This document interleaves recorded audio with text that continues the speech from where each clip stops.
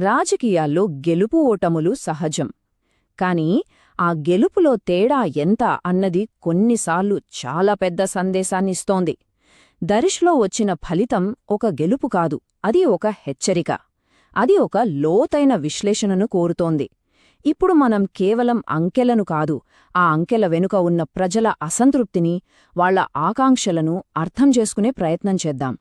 2456 ఇది కేవలం ఒక సంఖ్య అనుకుంటే పొరపాటే. 2 లక్షలకు పైగా ఓటర్లున్న నియోజకవర్గంలో గెలుపు ఓటములను నిర్ణయించిన ఓట్లు ఇవి. అంటే ప్రతి ఓటు వెనుక ఒక కథ ఉంది, ఒక ఆవేదన ఉంది, ఒక ఆశ కూడా ఉంది. ఈ చిన్న తేడా ఎంత పెద్ద ప్రమాద సంకేతమో మనం గ్రహించాలి. ఒక్కసారి ఈ తేడా చూడండి. 5 ఏళ్లలో ఏం జరిగిందో మనకు ఇక్కడే అర్థమైపోతుంది. 2019లో దాదాపు 39,000 ఓట్ల భారీ మెజారిటీ.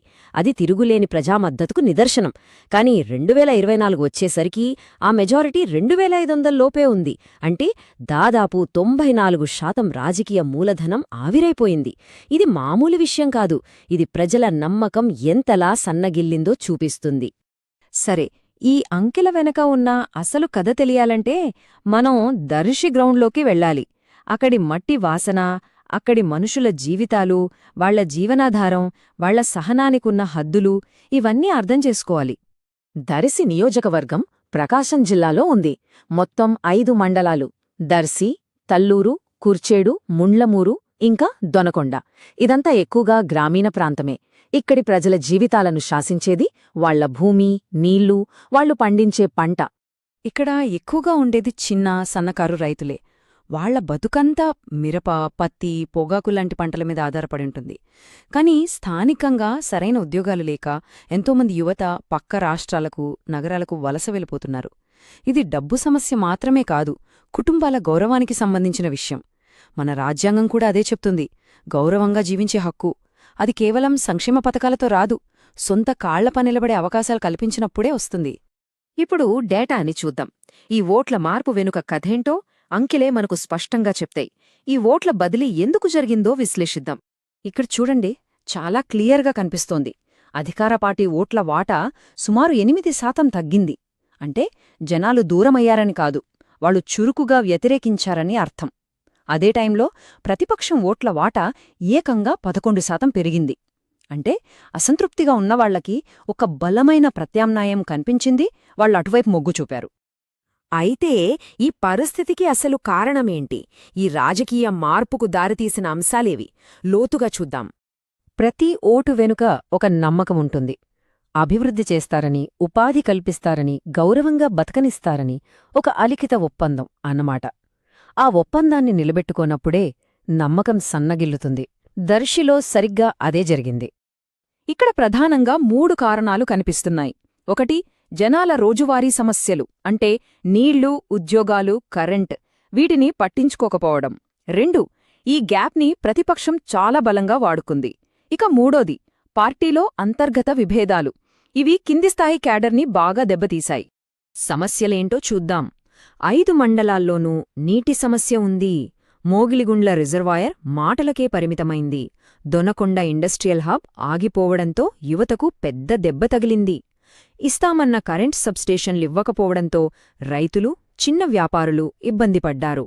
ఇవన్నీ తీర్చని హామీలు.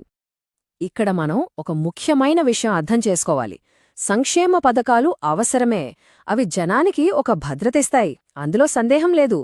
కాని జనాలు, ముఖ్యంగా యువత, కేవలం భద్రత కోరుకోవట్లేదు. వాళ్ల భవిష్యత్తును వాళ్లే నిర్మించుకోడానికి ఒక నిచ్చెన కావాలి వాళ్లకి. ఆ నిచ్చెనే అభివృద్ధి, ఉద్యోగాలు, మౌలిక సదుపాయాలు. ఈ రెండింటి మధ్య బ్యాలెన్స్ తప్పినప్పుడు ప్రజల తీర్పు ఇలాగే ఉంటుంది. ఓకే, సమస్య ఏంటో తెలిసిందే. ఇప్పుడు దాన్ని పరిష్కరించడానికి, ఆ పోయిన నమ్మకాన్ని తిరిగి సంపాదించడానికి ఏం చేయాలో చూద్దాం. ఇది రాజకీయం కాదు, ఇది సుపరిపాలన. ఈ పునర్నిర్మాణ ప్రణాళికలో 3 ముఖ్యమైన భాగాలున్నాయి. ఫస్ట్, జనాల ప్రధాన సమస్యలని వెంటనే పరిష్కరించాలి. సెకండ్, పార్టీలో ఉన్న విభేదాలని సరిదిద్దాలి. థర్డ్, జనాలతో స్పష్టంగా, నిరంతరంగా మాట్లాడాలి, వాళ్లకి ఏం చేస్తున్నామో చెప్పాలి. ఇక్కడ మాటలు కాదు, పనులు ముఖ్యం. దొనకొండ, మోగిలిగుండ్ల ప్రాజెక్టులకు సంబంధించి పలానా టైంలో పూర్తి చేస్తామని పబ్లిక్గా ప్రకటించాలి. శంకుస్థాపనలు, పనులు మొదలవడం లాంటివి జనాలకు కనిపించాలి. తాగునీరు, కరెంటు సమస్యల మీద వెంటనే యాక్షన్ ప్లాన్ స్టార్ట్ చేయాలి. పార్టీలో ఐక్యత లేకపోతే ప్రజల నమ్మకాన్ని పొందలేరు. నాయకుల మధ్య గొడవలు ఆపి అందరినీ కలుపుకుపోవాలి. కింది స్థాయి కార్యకర్తల్లో మళ్లీ జోష్ నింపాలి. ప్రభుత్వం ఏం చేస్తుందో ప్రతి ఒక్కరికీ అర్థమయ్యేలా చెప్పాలి. యువతకు ఉద్యోగాల గురించి, రైతులకు నీళ్ల గురించి, మహిళలకు వాళ్ల గ్రూపుల గురించి ఇలా వేర్వేరుగా చెప్పాలి. అయితే వాళ్లతో మాట్లాడేటప్పుడు వాళ్ల వ్యక్తిగత సమాచారం విషయంలో చాలా జాగ్రత్తగా ఉండాలి. వాళ్ల అనుమతి లేకుండా వాళ్ల డేటాను వాడకూడదు. మన కొత్త డేటా ప్రొటెక్షన్ చట్టాలు కూడా ఇదే విషయాన్ని స్పష్టం చేస్తున్నాయి. ఎన్నికల్లో గెలవడమంటే అధికారం వచ్చినట్టు. కాని ప్రజల నమ్మకాన్ని గెలుచుకుంటేనే అది శాశ్వతంగా నిలిచిపోతుంది. దర్శి తీర్పు ఈ తేడానే మనకు చూపిస్తుంది. అధికారం నుండి నమ్మకం వైపు ప్రయాణం ఎలా ఉండాలో ఇది చెప్తోంది. గుర్తుంచుకోండి, ఓటు అనేది నాయకులకు ప్రజలు ఇచ్చిన ఖాళీ చెక్కు కాదు. అది అభివృద్ధి, ఆత్మగౌరవం కోసం ప్రజలు చేసుకున్న ఒక ఒప్పందం. ఆ ఒప్పందాన్ని ప్రతిరోజూ మన చేతలతో పునరుద్ధరించుకోవాలి. చివరిగా ఒక్కటే మాట, ఈ 1.18% గెలుపు అనేది సంబరం చేసుకోడానికి కాదు. ఇది ఒక హెచ్చరిక. ఈ హెచ్చరికను అర్థం చేసుకుని ముందుకు వెళ్ళాలి. మీరు ప్రజలను కేంద్రంగా చేసుకుని పనిచేసే నాయకుడిగా ఎదగాలనుకుంటే, మీ నియోజకవర్గాన్ని అభివృద్ధి పథంలో నడిపించాలనుకుంటే blueprintstrategies.ai ని సంప్రదించండి. ఈమెయిల్ mgr@blueprintstrategies.ai లేదా 08042041602కు కాల్ చేయండి. Purpose beyond politics.